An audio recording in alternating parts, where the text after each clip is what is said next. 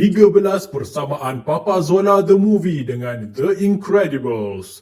Tahukah anda bahawa Papa Zola The Movie mempunyai banyak persamaan dengan filem animasi The Incredibles? Kedua-duanya memaparkan kisah seorang bapa yang dahulunya merupakan pahlawan hebat dan kurus, yang kini semakin berumur dan telah gemuk badannya.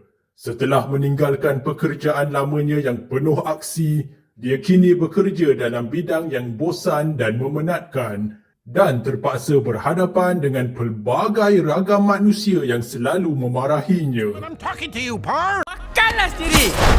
Aduh. Seperti Papa Zola, Mr. Incredible yang telah gemuk ini perlahan-lahan mendapat kembali kekuatan asalnya seperti waktu muda.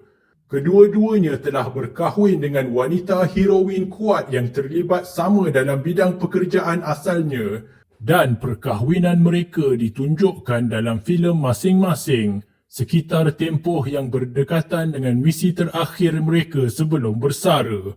Dan mereka mendapat anak yang sama juga memperoleh kekuatan luar biasa.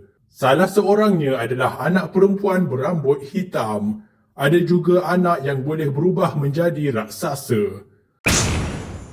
Kemudian, berkaitan pakaian pula, kedua-dua mereka memakai topeng yang serupa yang hanya menutup bahagian mata, cuma warna berlainan. Dan mereka sama-sama menggunakan simbol satu huruf yang mewakili nama keluarga mereka, P untuk Papa dan I untuk Incredibles. Destinasi misi pertama kedua-dua bapa keluarga ini setelah kembali beraksi adalah di tengah-tengah hutan. Dalam situasi tersebut, keluarga mereka turut serta ikut dan menjadi mangsa colik ditangkap oleh penjahat. Siapakah penjahat misteri itu?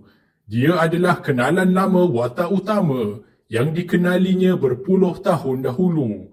Penjahat tersebut merupakan pencipta genius yang kini telah kaya raya dan merupakan bos syarikat teknologi yang besar dan berhasrat untuk meluaskan lagi pengaruh dan kuasanya menggunakan teknologi. Dialah yang mengumpan watak utama untuk pergi ke hutan atas alasan misi rahsia, tetapi sebenarnya bertujuan jahat. Kedua-dua vilen ini juga menggunakan alat kawalan canggih yang dipakai di pergelangan tangan mereka. Dalam cerita ini, ada juga seorang bekas penjahat lain yang berpaling tadah dan membantu hero kita. Pertempuran seterusnya berlaku di tengah-tengah bandar atau kota raya yang besar. Dan bagaimana mereka boleh berpindah terus ke bandar daripada hutan sebelum itu? Jawapannya adalah dengan menerbangkan bas mini terus ke pusat kota. Pertempuran terakhir ini juga melibatkan sebuah robot yang besar dan kebal. Seluruh keluarga hero terlibat dalam pertempuran besar ini serta mendapat bantuan daripada seorang kawan lama pasangan ibu ayah itu yang juga sangat kuat dan mempunyai kebolehan khasnya yang tersendiri.